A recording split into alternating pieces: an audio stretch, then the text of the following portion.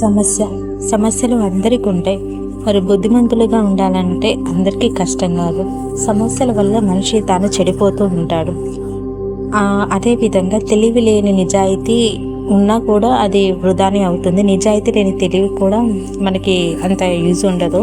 అలాగే అనుభవం లేని చదువు లేని అనుభవం కన్నా ఏది గొప్పది కాదు. ఇంకొకటి ఏంటంటే మన జీవితంలో ఏది మనం బుద్ధిమంతులుగా ఉండాలంటే కష్టం తర్వాతే ఫలితం అనేది వస్తుంది. ఫలితం గురించి ఆలోచిస్తే కష్టపడకుండా మనం అనుకున్నది జరగాలంటే అది జరగదు. ప్రతి వ్యక్తికి తనను తానే ఒక లైట్ అయి ఉండాలి, అంటే స్ట్రీట్ లైట్ అయి ఉండాలి. దీపం తానే స్వయంగా వెలిగిపోవాలి తప్ప ఆ దీపం అనేది ఒక స్ట్రీట్ లైట్గా మారాలి. తనకొచ్చే ఆ దీపం ఆదర్శంగా నిలబడాలి. బుద్ధిమంతుడిగా ఉండాలంటే మనం చాలా నేర్చుకోవాలి, అలాగే మనం పాటించాలి కూడా. ఏది మనకు అనుకూలంగా రాదు, జరగదు. అనుకూలంగా ఉండాలంటే ముందు కష్టపడే తత్వం మనదై ఉండాలి. కష్టపడే తత్వం వాడికి ఏదైనా సరే ఈజీ అవుతుంది. లక్ అనేది 10% యాడ్ అయ్యి మీరు అనుకున్న దానికి జరుగుతుంది.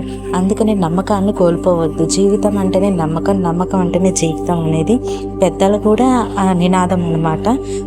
మనకి నచ్చిన పని చేయడంలో తప్పు లేదు. Thank you for watching.